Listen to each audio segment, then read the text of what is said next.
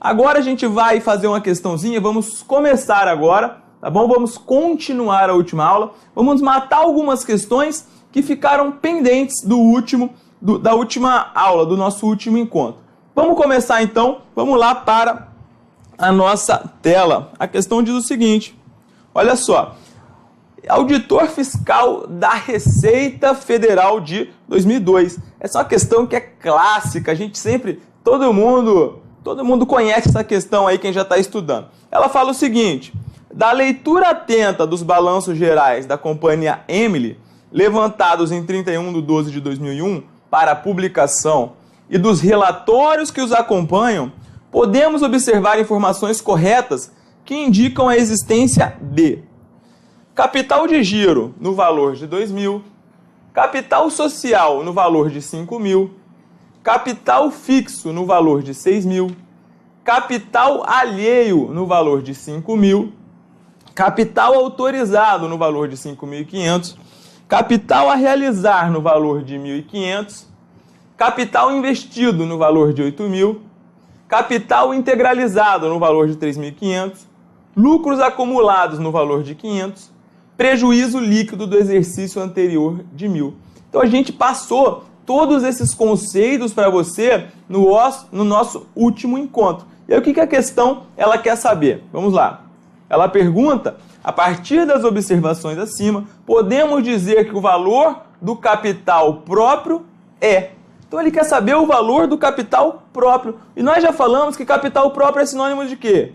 Capital próprio é sinônimo de patrimônio líquido. Então capital próprio é sinônimo de patrimônio líquido. Essa é a primeira observação que você vai fazer na questão. Tranquilo. Então agora a gente tem que achar o que é conta do patrimônio líquido aqui. Primeira coisa, vamos começar. Capital de giro. A gente falou que o capital de giro ele é um sinônimo, ou capital circulante, ele é um sinônimo para ativo circulante. E o que é ativo circulante, Gabriel? Ativo circulante são aquelas contas, são aqueles bens e direitos que você espera realizar no curto prazo. Realizar em contabilidade significa o quê? Significa vender, isso no mercado financeiro também, tá? Quando você vai realizar alguma coisa, você vai vender, você vai receber, você vai transformar em dinheiro. Então o capital de giro no valor de R$2.000 é uma conta do ativo circulante. É o ativo circulante, na verdade, não é uma conta, é o ativo circulante. É o caixa, direitos a receber, clientes, né, de curto prazo, estoques. O que você tiver de curto prazo, aplicações financeiras de liquidez imediata, isso é chamado de ativo circulante. Capital social. Capital social é sim uma conta do PL. Então, o capital social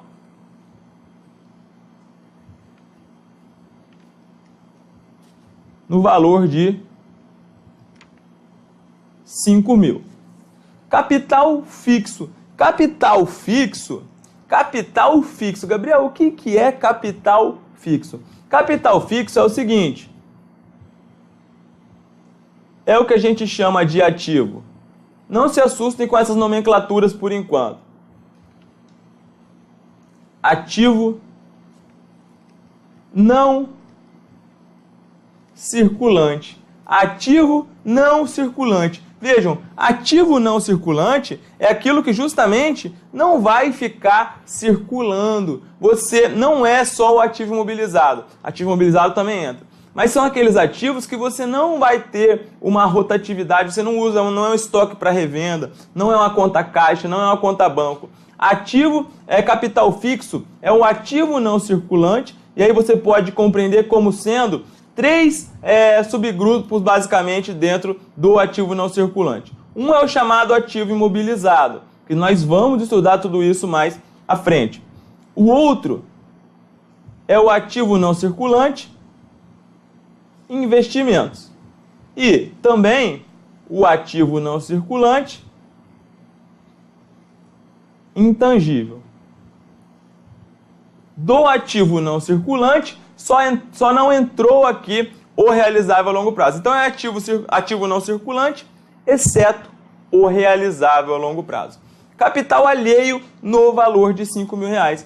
Capital alheio são é aquele dinheiro, representa aqueles recursos que não são da empresa, que são devidos. Capital alheio, portanto, é o passivo exigível, são as obrigações. Capital autorizado.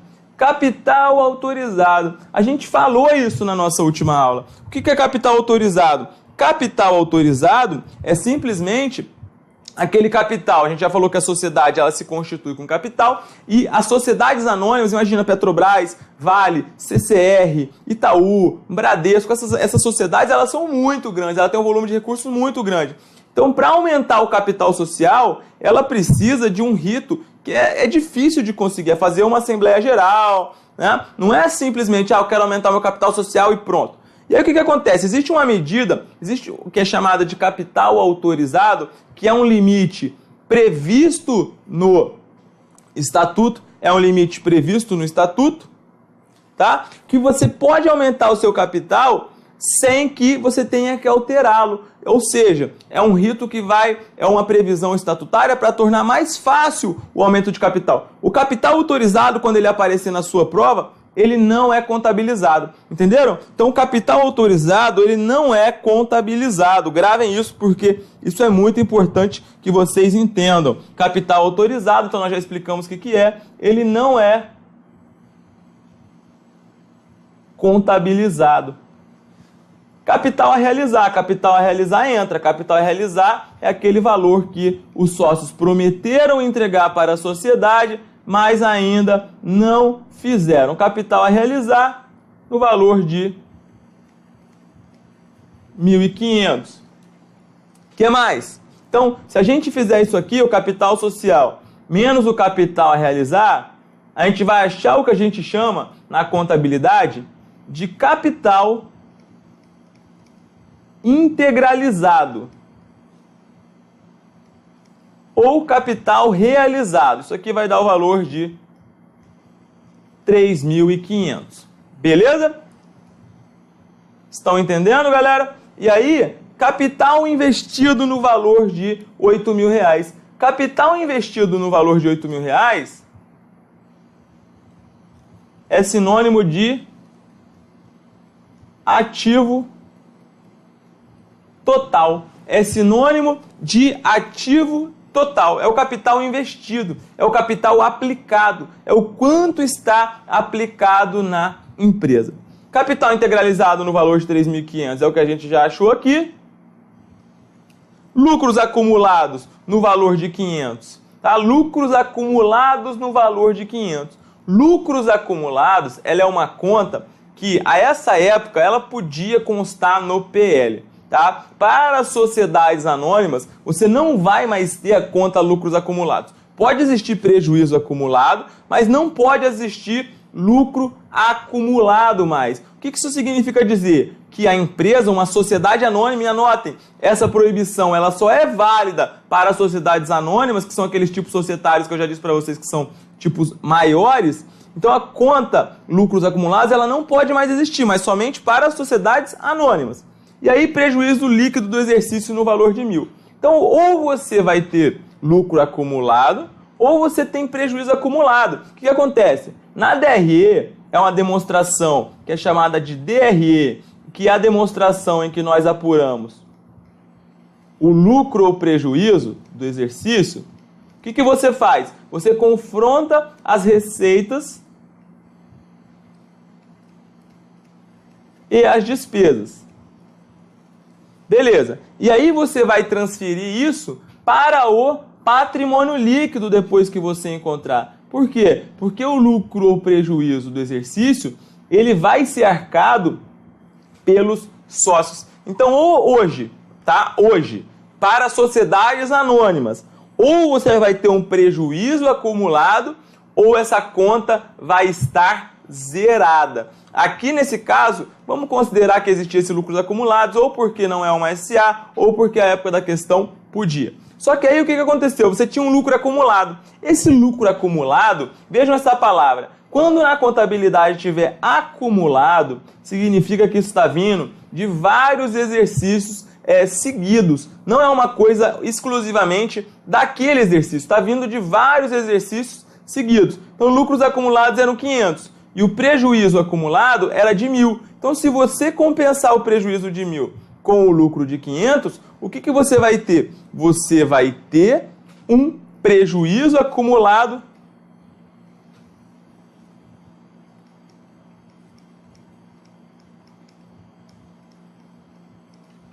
de 500. Entenderam, pessoal? Feito isso, você vai encontrar um PL total de R$3.000. Você vai encontrar um PL total de R$3.000. Vejam que essa questão, ela é uma questão que exige conhecimento de praticamente todas as nomenclaturas que nós passamos na última aula. Se você procurar lá atrás, você vai encontrar que a gente falou tudo isso aqui, ó. A gente explicou o que é cada um desses itens. E aí, o PL então vai ser R$3.000, gabarito letra E. Tem uma outra maneira de você fazer isso, que é o seguinte, olha só. Você sabe, pela equação fundamental da contabilidade, que ativo total é igual a passivo mais PL, não sabe? Então, você sabendo que capital investido é igual a ativo total, 8.000, e sabendo que capital alheio é o passivo exigível, 5.000, você vai ficar aqui com o PL. Aí vai ficar fácil fazer. PL é igual a 8.000 menos 5.000, PL vai ser igual a 3.000. São duas maneiras distintas de resolver a mesma questão. Tá bom, galera? Mas a gente passou item a item justamente para a gente poder entender o que é cada nome disso e ver que realmente a ESAF cobra esses temas. Tranquilo? Alguma dúvida? Quem tiver dúvida pode mandar que a gente vai responder numa boa para vocês. Vamos dar continuidade. Espero que vocês tenham entendido e vejam que isso cai. Vamos lá. Vamos continuar resolvendo algumas questões ainda que são relacionadas ao que a gente viu na última aula. Vamos resolver a questão de número 7. É uma questão também antiga, essas questões são um pouco mais antigas, mas vamos resolver o que tem. No último dia do exercício social, a empresa Red Green Limitada demonstrou um patrimônio com bens no valor de 13.000, direitos no valor de 7.000, dívidas no valor de 9.000 e capital social no valor de 10.000, devidamente registrado na junta comercial. Com base nessas informações, pode-se afirmar que, do ponto de vista contábil, o patrimônio líquido referido apresenta situação líquida nula ou compensada, passivo a descoberto no valor de 1.000, prejuízos acumulados no valor de 1.000, patrimônio líquido no valor de 1.000, patrimônio líquido no valor de 11.000. Então vamos lá, vamos fazer ativo, vamos olhar a equação fundamental da contabilidade. Ativo é igual a passivo mais PL. A gente tem que o ativo vai ser o quê? Ativo a gente sabe que são bens e direitos. Então o ativo é R$13.000 mais, de bens e direitos de 7.000. É igual a passivo, dívidas, que são 9.000, mais PL, que é justamente o que a gente quer saber. Você tem que 20.000 mais 9.000, nós teremos que o PL é igual a 11.000. PL vai ser igual a 11.000 reais. Você tem uma situação líquida nula, ou também chamada de situação líquida compensada? Não, está errado. Gravem esse nome. Situação líquida nula também é conhecida como situação líquida compensada. Isso também a gente falou na nossa última aula. Passivo a descoberto no valor de 1.000? Também não. Passivo a descoberto a gente viu que é quando você tem dívidas maiores do que os seus bens e direitos. Prejuízos acumulados no valor de 1.000? Também não. Patrimônio líquido no valor de 1.000? Também não. E patrimônio líquido no valor de 11.000. Gabarito. Vamos lá. Questão tranquila, né? Vamos para a próxima. 8. Identifica a situação em que se caracteriza a existência de passivo a descoberto, sendo A igual ativo, PE igual passivo exigível e PL patrimônio líquido. Então ele quer saber o que é um passivo a descoberto. Lembrando que a gente falou que o passivo a descoberto é quando você tem um passivo, obrigações maiores do que os seus bens e direitos. Nessa situação, o patrimônio líquido ele vai ser negativo. Olha só, então vamos dar um exemplo aqui. A gente sabe que ativo é igual a passivo mais PL. Vamos exemplificar aqui que ativo é igual a 1.000. Passivo é igual a 1.500. Nesse caso, quanto vai ser o PL? O PL vai ter que ser menos 500. Por quê? Porque o nosso balanço patrimonial, ele fica assim, do lado esquerdo, o ativo, do lado direito, o passivo e o PL. Mesmo que o passivo seja um passivo a descoberto, vai ficar aqui, 1.500. E aí o PL você vai encontrar aqui negativo, para que os dois lados batam. Tranquilo. E aí, o que a gente tem? A é igual a P mais PL. E o que a gente tem agora? No nosso exemplo, 1.000 é igual a 1.500 menos 500, né? Ou seja, 1.000 aqui é igual a 1.000. Logo, nessa situação aqui do passivo a descoberto, nós temos que o ativo é igual ao passivo exigível menos o PL. Por quê? Porque o PL ele é negativo. O PL é negativo. Então, se o PL é negativo, ele vai passar para o outro lado como? Ele vai passar para o outro lado somando.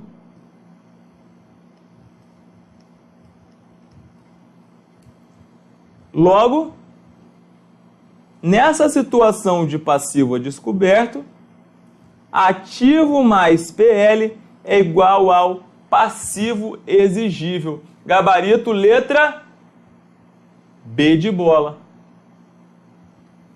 Entenderam, pessoal? Entenderam essa questão? A gente só trabalhou aqui uma matemática básica. A gente só trabalhou aqui uma matemática básica. Sem complicar muito, a gente sempre tenta facilitar. A gente só trouxe aqui para trabalhar com os números. Tranquilo? Vamos ver o erro das outras. Ativo menos PE é igual a PL. Se nessa hipótese você tem ativo é igual a passivo exigível menos PL, né? Que é a situação que nós temos aqui do passivo a descoberto. Então, se você passar o passivo para cá, ele vai vir realmente ativo menos passivo exigível. Só que do outro lado, o PL vai ficar negativo.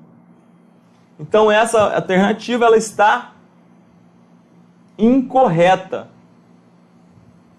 Ativo menos PL é igual a passivo exigível? Não. Como aqui na situação do passivo exigível, né? Nós temos um passivo a descoberto, a situação é o seguinte: ativo é igual a passivo exigível menos PL. É só lembrar disso aqui, que nós fizemos. Logo, se você passar o PL para cá, ele vai passar somando. Está errado.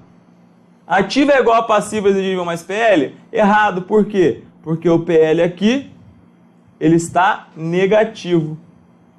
Ativo é igual a passivo exigível? Não. Ativo é igual a passivo exigível não é uma situação de passivo descoberto. Se você tem um ativo é igual a um passivo exigível, isso significa que você tem dinheiro para saldar todas as suas obrigações. Só que na nossa situação nós temos um passivo descoberto. Nós não temos recursos suficientes para saldar as nossas obrigações. E aí, eu quero que vocês lembrem de uma coisa que nós falamos na última aula, que é o seguinte: a ESAF, e na questão, no concurso de analista de comércio exterior do MDIC em 2012, ela entendeu que a expressão passivo, a expressão patrimônio líquido, ela só existe quando o PL é positivo. E vejam como a própria banca não tem muito rigor nas suas questões, não tem o mesmo critério, mas sim uma arbitrariedade, que nessa questão ela tratou o passivo a descoberto, o caso que você tem um PL negativo, ela chamou de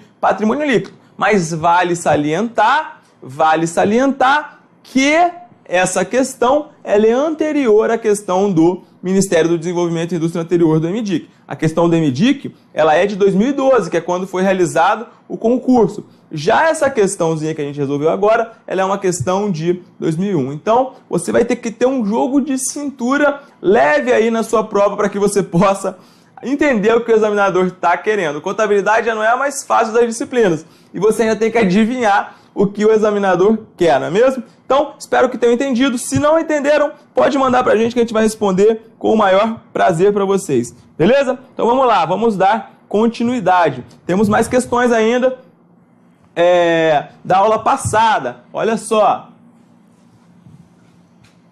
A situação patrimonial de uma empresa era a seguinte: 50 ativo é igual a 30 passivo exigível mais 20 PL, correspondendo a ativo, PE a passivo exigível e PL a patrimônio líquido.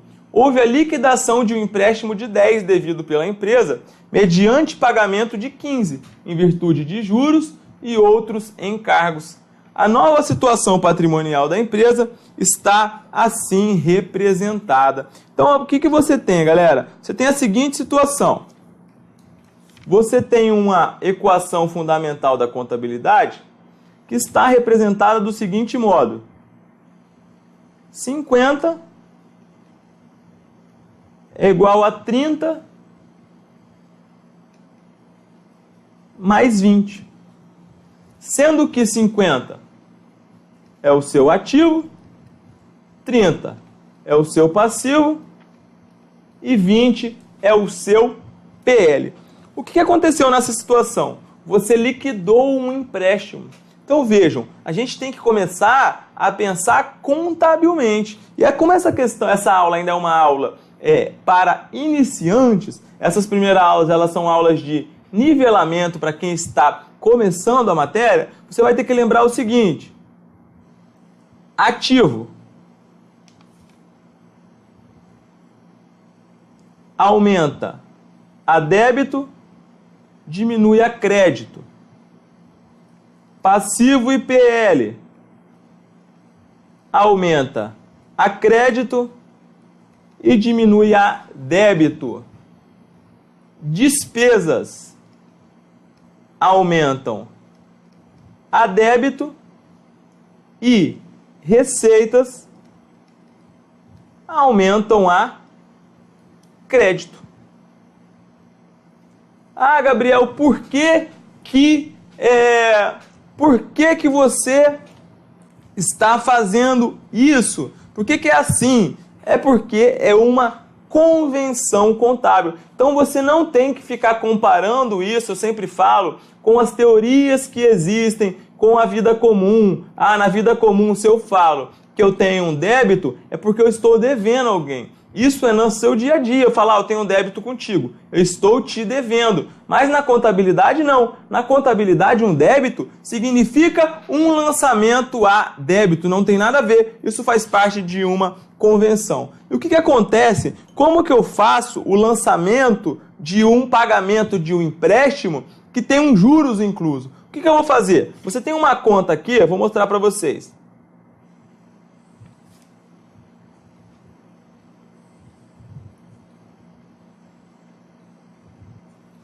Você tem uma conta aqui, que é o empréstimos a pagar. Empréstimo a pagar é uma conta do passivo. Se é uma conta do passivo e você tinha 10 para pagar, esses 10 eles estão registrados aqui, a crédito. Esse é o saldo inicial, é o valor que você tinha a pagar. E aí o que aconteceu? Você liquidou esse empréstimo. E olha o raciocínio contábil que você vai ter que ter. Olha só, o que você tem que ter é o seguinte: saiu o dinheiro do caixa. Caixa é um ativo. E ao mesmo tempo, você tem uma despesa. Por quê? Você está pagando 15. Você tinha um empréstimo a pagar aqui registrado de 10, mas você está pagando 15. Por quê? Em virtude de uma despesa financeira. Despesa financeira é uma conta de despesa. Então o que acontece? Vejam, essa questão ela é uma questão antiga. Talvez não vá cair mais questões assim. Pode ser que não caia, mas você tem que saber, você tem que passar por esses assuntos. Então o que vai acontecer? Vamos lá. Você vai tirar quanto do seu caixa? Bom, você vai pagar 15. Você está pagando 15. Se você está pagando 15, isso está saindo do caixa. Caixa 15, diminuindo, ativo diminui a crédito. 15. Ativo diminui a crédito. Beleza. E aí você teve uma despesa de quanto? Você teve uma despesa de 5, porque você tinha que pagar 10, mas você pagou 15. Então a sua despesa financeira e outros encargos foram 5. E aí você vai lembrar que despesa é débito. 5. Então vejam, você tem 15 de crédito por enquanto, você tem 15 de crédito por enquanto, e você tem 5 de débito. O que falta você fazer? Você tem que dar baixa, tá? Você tem que dar baixa nesses 10. Você tem que dar baixa nesses 10. E como que você vai dar baixa numa conta do passivo? Se você vai dar baixa numa conta de passivo, você vai ter que diminuir esse passivo. O passivo ele vai diminuir. Se você vai diminuir esse passivo, você vai fazer um lançamento a débito. Porque passivo diminui a débito. Então ficou aqui, ó, 10 diminuindo passivo, 15 diminuindo caixa e 5 diminuindo despesa. Só que o que a gente fala, galera? A gente falou para você que na última questão a gente falou o quê? Que na DRE você apura o lucro ou prejuízo e você transfere isso para o PL. Por quê? Porque as contas de receita e despesa, elas integram o PL. Então o que vai acontecer? O que aconteceu aqui no final das contas? O que você teve aqui? Você teve uma diminuição no ativo de 15, ou seja, o seu ativo saiu de 50, você vai tirar 15, foi para 35. Você teve uma diminuição no passivo de 10, tinha um saldo inicial aqui de 10, e você efetuou o pagamento, zerou, ou seja, o seu passivo diminuiu 10, saiu de 30 para 20. E o seu PL, tá? O seu PL, ele vai ser reduzido. Por quê? Porque a despesa financeira, ela é uma conta de despesa, na DRE, nós já falamos, só que as despesas e as receitas no final, elas são transferidas para o PL. Então o que aconteceu? Esses 5 que estavam aqui na DRE, eles vão ser jogados para o PL. E se é uma despesa, isso vai acabar reduzindo o seu PL, que vai cair de 20 para 15. Entenderam, pessoal? Quem entendeu, por favor, se manifeste, que nós gostaríamos de saber a opinião de vocês. Beleza? Então, 30 é igual a 20 mais 15, tá? 35 é igual a 20 mais 15. Gabarito, letra D de dado. Tranquilo? Então podemos prosseguir? Vamos lá. Agora é a questão de número 10. Questão de número 10, ela diz o seguinte: assinale a opção correta.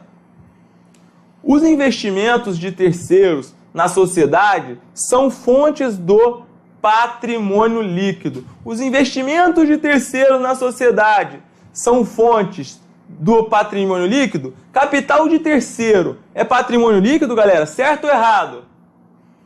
Errado. Investimento de terceiro é o quê? Passivo.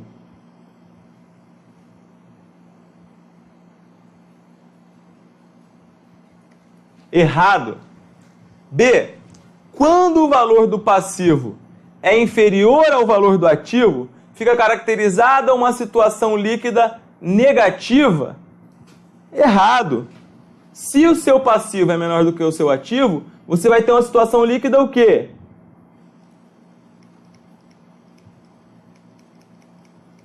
Positiva.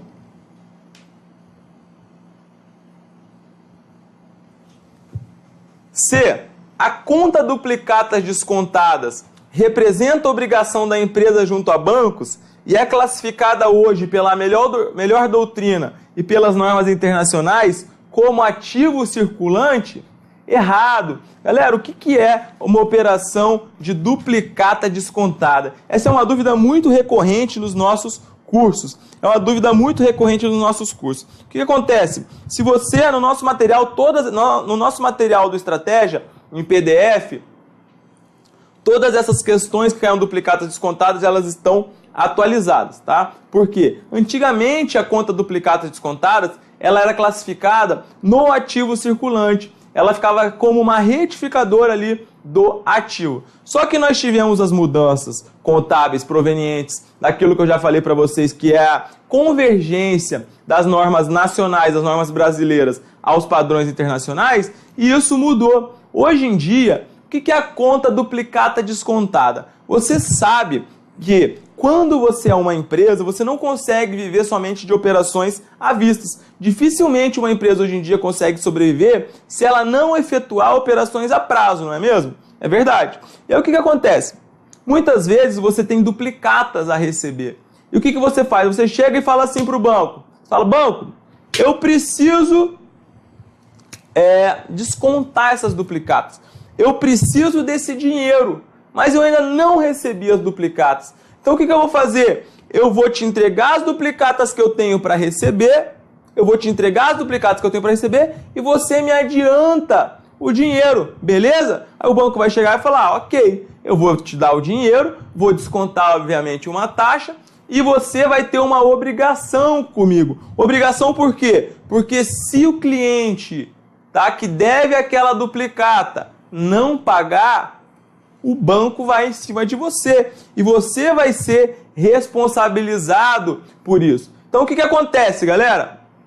Olha só, a conta duplicata descontadas, antes ela era retificadora do ativo. Agora mudou. Agora a ESAF, inclusive, já está adotando esse posicionamento. Na prova de auditor fiscal da Receita Federal em 2012, ela ainda cobrou que ela ficava classificada no ativo. Mas nas provas recentes, ela já mudou esse posicionamento. E hoje a gente pode dizer que a ESAF, inclusive nas suas últimas provas, ela vem adotando o posicionamento de que a duplicata descontada é uma conta do passivo. É um empréstimo que a empresa faz e que deixa a duplicata como garantia. Entendido? Então, voltando para a nossa questão.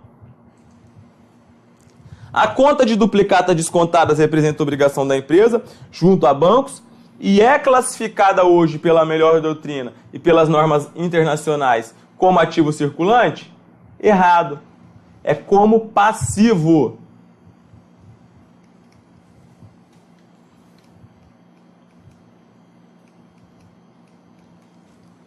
D. Para que seja melhor evidenciada a situação da empresa, os bens do ativo devem ser avaliados pelo critério de valor de mercado. Galera, esse item também está errado. O que acontece? Antes, até 2016, até o final de 2016, nós tínhamos na contabilidade a Resolução 750. O que diz a Resolução 750, Gabriel? A Resolução 750 tratava dos princípios de contabilidade. E um dos princípios de contabilidade, ele era chamado de registro pelo valor original. O registro pelo valor original, ele não foi extinto. Tá? Essa base, inclusive, do registro pelo valor original, ela está no artigo 183 da Lei 6.404 e no artigo 184. É o artigo 183 e 184 que trata do critério de avaliação do ativo e dos critérios de avaliação do passivo. E lá fala o seguinte, a maioria dos itens patrimoniais, quase todos, né? Eles são avaliados, acho que essa é uma regra, eles são avaliados inicialmente pelo custo. Então, se você comprou um veículo no valor de 50 mil, você vai registrar esse veículo por 50 mil. Se você comprou mercadoria no valor de 1.000, você vai registrar essa mercadoria pelo valor de 1.000. Ah, Gabriel, eu comprei uma mercadoria pelo valor de 1.000 e o valor dela de mercado, logo no momento que eu comprei, era 100 mil, mas eu paguei 1.000. Você vai registrar por 1.000, porque você vai registrar pelo custo histórico. Então, na contabilidade, inicialmente, você usa o que a gente chama de custo histórico, que é o quanto você desembolsou para ter aquilo. É o quanto você desembolsou para ter aquele bem no ativo, o quanto você deve ao fornecedor, o quanto você tem a receber do cliente. Então, inicialmente, a gente usa o custo histórico. Pode acontecer de você usar posteriormente o valor de mercado, que hoje na contabilidade, gravem, valor de mercado também é conhecido como valor justo. Então, antes da reforma da Lei 11.638, 11.941 de 2009 e dos pronunciamentos contábeis, era muito comum você ouvir a expressão valor de mercado. Agora, com as modificações, você sempre vai ouvir falar muito mais na expressão valor justo. Você não vai ouvir falar tanto no valor de mercado, tá bom? Então, vamos lá, vamos voltar para a nossa questão. Olha só, para que seja melhor evidenciada a situação da empresa, os bens do ativo devem ser avaliados pelo critério de valor de mercado. Errado. É custo histórico.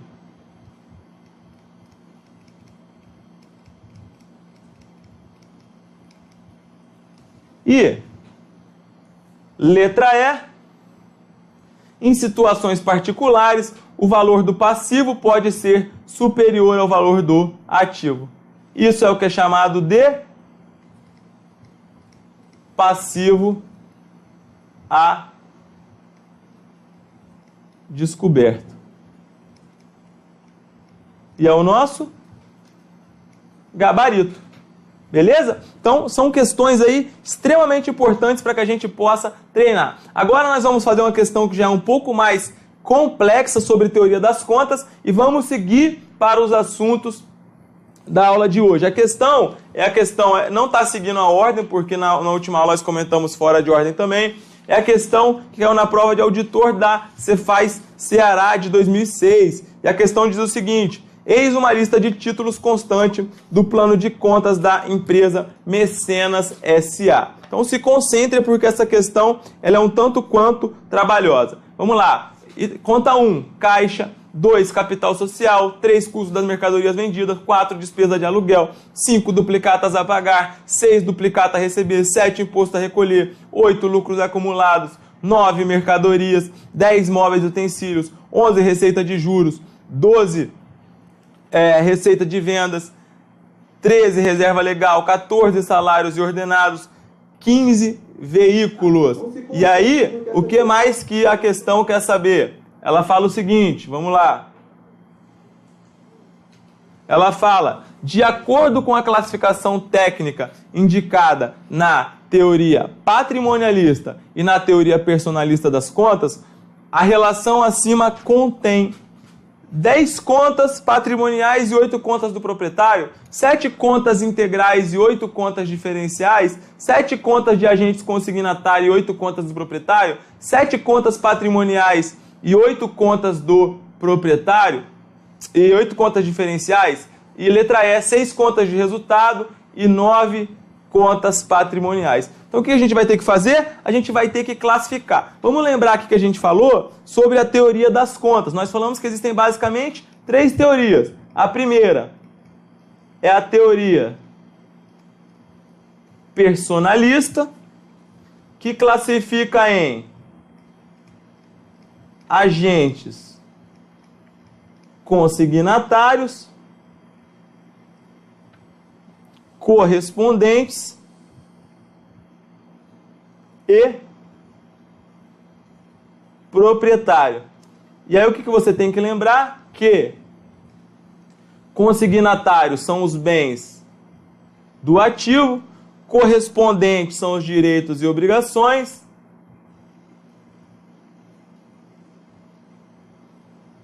e proprietário é o que? Receita,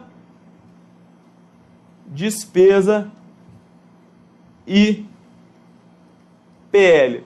Nós temos também a teoria materialista. E a teoria materialista ela divide em quê? Em integrais e diferenciais. E as integrais são os bens, direitos e obrigações, e as diferenciais são receitas, despesas e patrimônio líquido. E por último, nós temos a teoria patrimonialista. A patrimonialista ela fala o quê? Que as contas são patrimoniais ou de resultado. Patrimoniais são o quê? Ativo, passivo e PL. E resultados são as de receitas e despesas. Feito isso, é só a gente classificar essas contas. Vamos lá. Só que é só a gente classificar essas contas, mas são simplesmente 15 contas. Vamos abrir aqui uma tabela para que a gente possa analisar uma a uma. Vamos lá. Conta. A primeira, vamos colocar aqui. Conta. Isso é o mais rápido que você pode fazer aí na sua prova. Classificação. E aí, teoria. Patrimonialista. Personalista. E materialista. Quem acha que ser auditor fiscal é moleza, é trabalhoso. Vamos lá.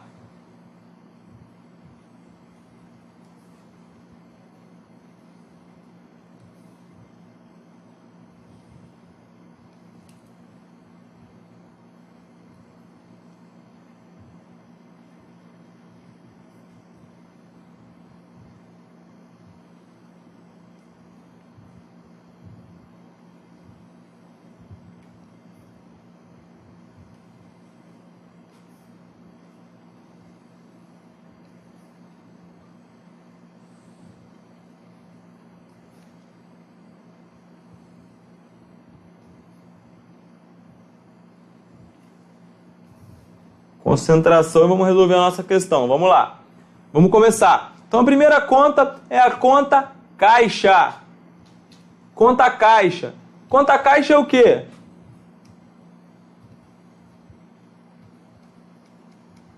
É uma conta do ativo. Então, para a teoria patrimonialista, a conta caixa vai ser uma conta patrimonial. Para a teoria personalista, a conta caixa vai ser o quê? Um bem, né? Caixa é um bem, logo vai ser consignatário. E para a teoria materialista, é uma conta integral. Próxima conta, capital social. Capital social é uma conta do patrimônio líquido. Se é uma conta do patrimônio líquido, para a teoria patrimonialista, ela é patrimonial. Para a teoria personalista, é o quê? Proprietário. Para a teoria materialista, é o quê? Diferencial. O que mais? Vamos para a próxima. Custo das mercadorias vendidas. Custo das mercadorias vendidas é chamado de CMV. Pessoal, o que acontece?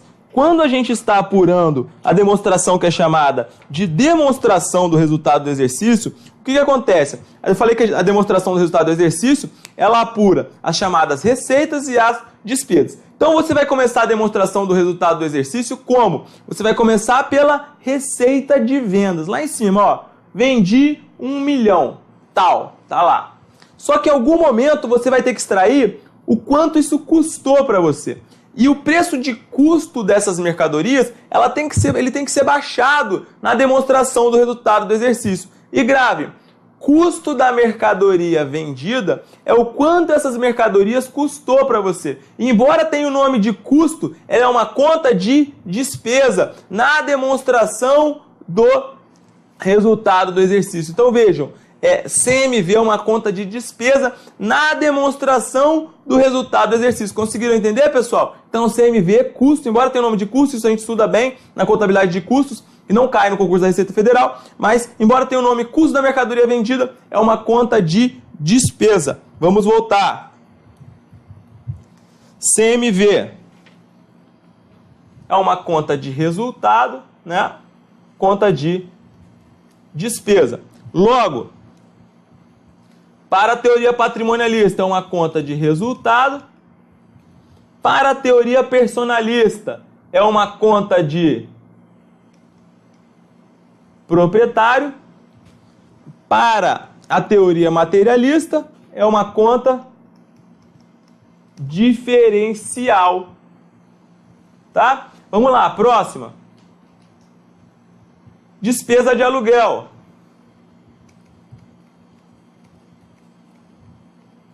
Despesa de aluguel é uma conta de despesa. Sendo uma conta de despesa, resultado, né? Personalista vai ser proprietário e materialista vai ser diferencial. O que mais? Já fomos aqui. Duplicatas a pagar.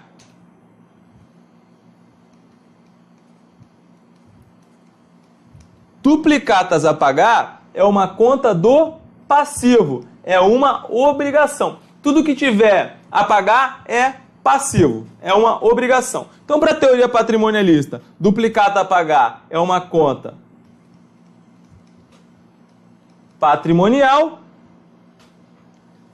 Na teoria personalista, né, como é uma obrigação, é correspondente. E para a teoria materialista é o quê? É uma conta integral. O que mais? Próxima. Duplicatas a receber. Duplicatas a receber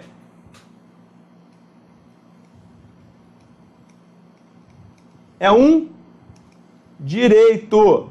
Logo, é um ativo. Duplicata a receber é um direito no ativo. Logo, para a teoria patrimonialista, ela é patrimonial.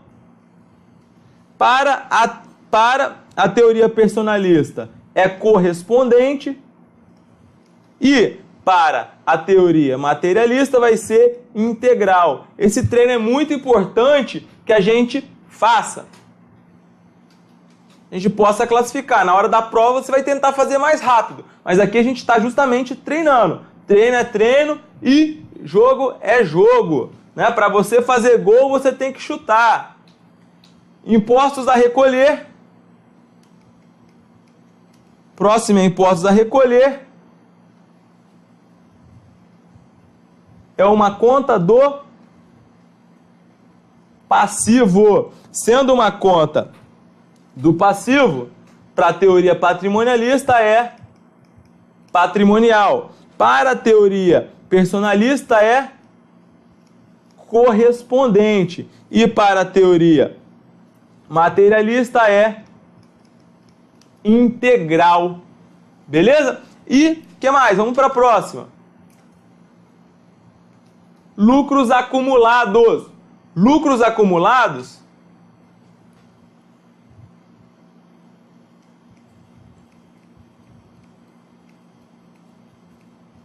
é uma conta do PL. Sendo uma conta do PL, vai ser patrimonial. Na teoria personalista é o quê? Proprietário. E na teoria materialista vai ser diferencial. Próxima. Mercadorias. Mercadorias são bens. Bens são contas do ativo. Se é um ativo, na teoria patrimonialista vai ser patrimonial. Na teoria personalista, já que é bem, vai ser o quê? Vai ser consignatário. E na teoria materialista é integral. Ah, Gabriel, mas essa questão é muito grande para eu resolver na prova. Cara, mas se você não souber isso, se cair uma coisa mais profunda, você não vai saber. Para quem está começando, a gente tem que fazer dessa maneira, não tem outra maneira de fazer. Vamos lá, seguindo.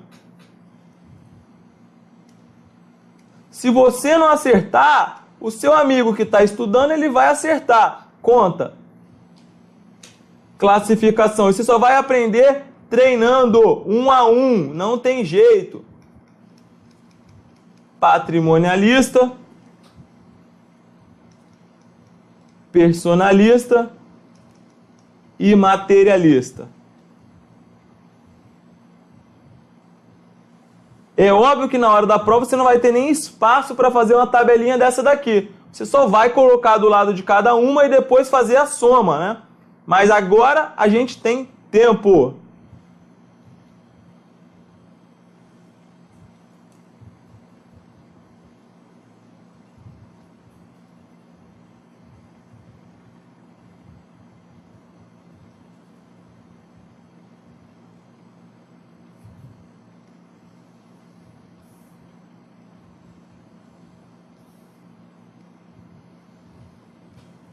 Vamos lá.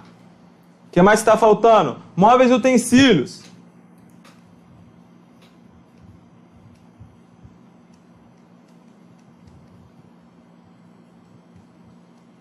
Móveis e utensílios é uma conta do ativo. Se é uma conta do ativo sendo um bem, né, para a teoria patrimonialista é uma conta patrimonial. Para a teoria personalista, bens ficam sob a guarda dos agentes consignatários. E para a teoria materialista é uma conta integral. Próxima. Receita de juros. Receita de juros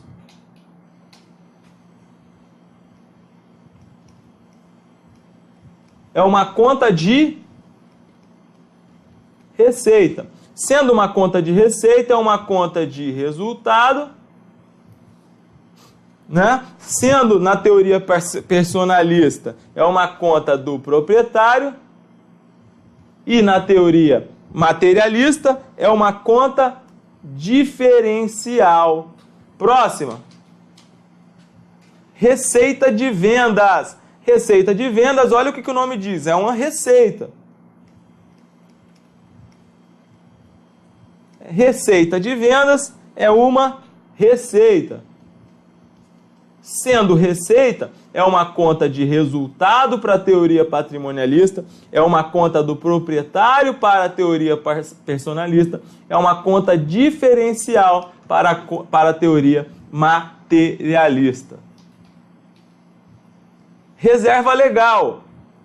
Reserva legal, sempre que aparecer o nome reserva A conta vai ser de que grupo? Eu já falei isso também. Reserva é sempre uma conta do PL. As reservas de lucro e as reservas de capital. Aqui nós temos reserva legal, que é uma conta que a ESAF adora explorar em prova. É uma conta do PL, logo vai ser uma conta patrimonial para a teoria patrimonialista, vai ser uma conta de proprietário para a teoria personalista e vai ser uma conta diferencial para a teoria materialista. O que mais? Depois nós temos, está acabando, salários ordenados. Pessoal, salários e ordenados. Salários e ordenados, isso pode significar, tem gente que confunde. A ESAF já cobrou isso como conta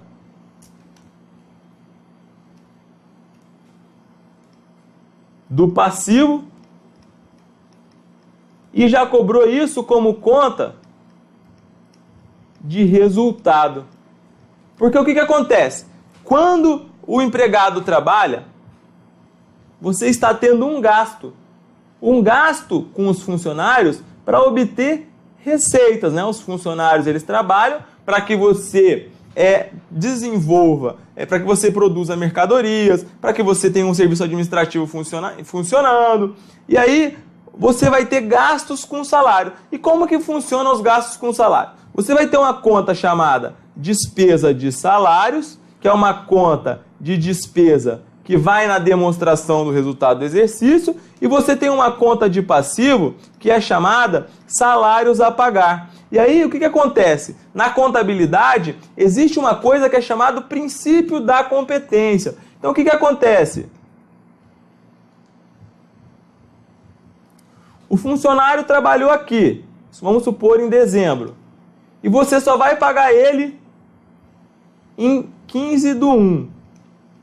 Mesmo que você pague esse funcionário em 15/1, como essa prestação de serviço dele refere-se a dezembro, isso vai ser reconhecido como uma despesa no mês de dezembro. Por quê? Porque na contabilidade vige o que a gente chama de regime de competência. Regime de competência, que fala isso, tá? A competência era um princípio, mas ela está prescrita hoje também no CPC 00 e há uma ordem na Lei 6.404, artigo 178, para que você use na contabilidade o regime de competência. Então passou o mês trabalhado, você vai lançar o quê? Vai lançar despesa de salário, por exemplo, 10 mil, despesa aumenta a débito, e vai lançar salários a pagar, por exemplo, 10 mil. E aí, olha só, olha a confusão. A ESAF, como a gente já disse, a gente já está falando aqui, ela é uma ESAF, a ESAF é uma banca cheia de teorias próprias. E aí o que acontece? Salários ordenados. Salários ordenados a ESAF já usou como sinônimo de despesa de salário e já usou como sinônimo de salários a pagar. Estão entendendo, pessoal, o que eu estou falando? Sim ou não?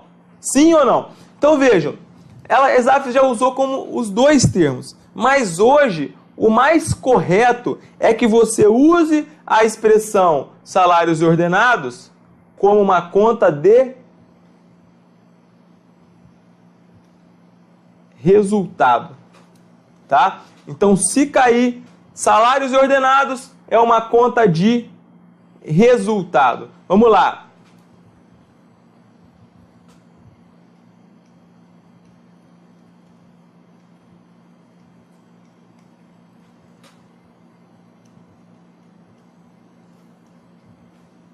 É uma conta de despesa, logo vai ser uma conta de resultado, proprietário e diferencial. Beleza? O que mais? Por último, nós temos lá a conta veículos.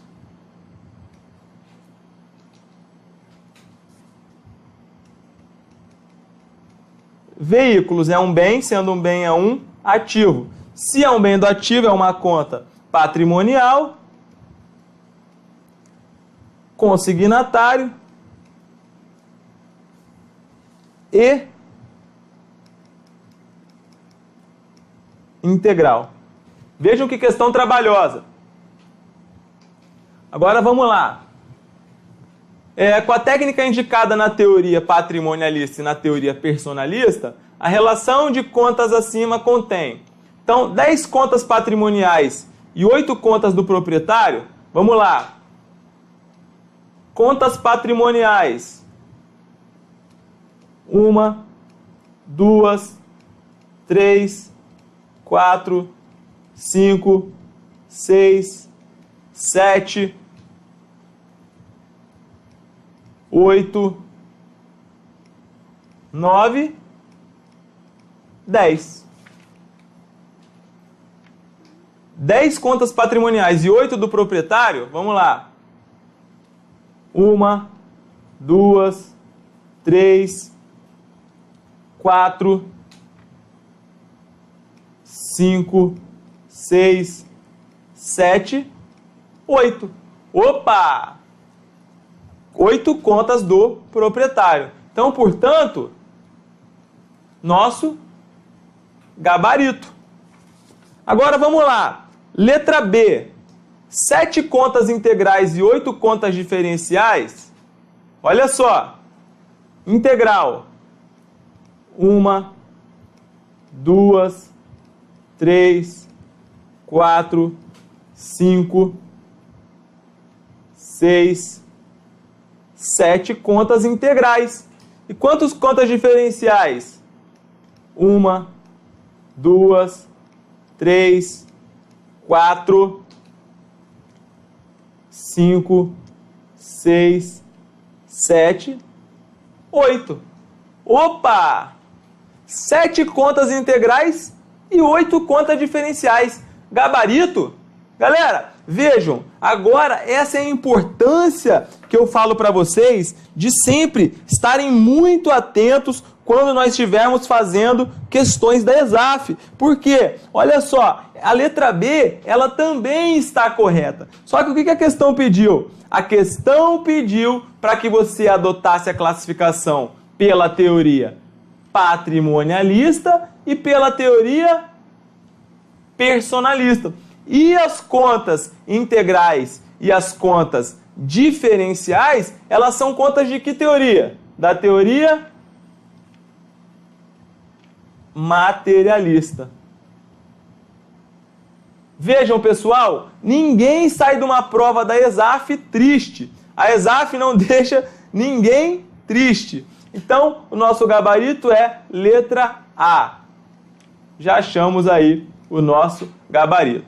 Teríamos que tomar cuidado justamente com essa classificação, porque ela está pedindo a teoria patrimonialista e a teoria personalista. Galera, então essas questões eram as questões que nós tínhamos para resolver da aula anterior, tá bom? Então, se tiverem alguma dúvida, eu peço que mandem aí pra gente, que nós responderemos com maior satisfação. Quando forem resolver questões da ESAF, a gente está tentando trazer aqui no nosso curso extensivo, nesse nosso curso específico para a Receita Federal, todos os pontos mais minuciosos para que você possa ir preparado aí para a prova da ESAF. Que a ESAF é muito cheia de entendimentos peculiares, cheia de posicionamentos próprios, a gente está trazendo todos esses pontos para vocês, tudo bem?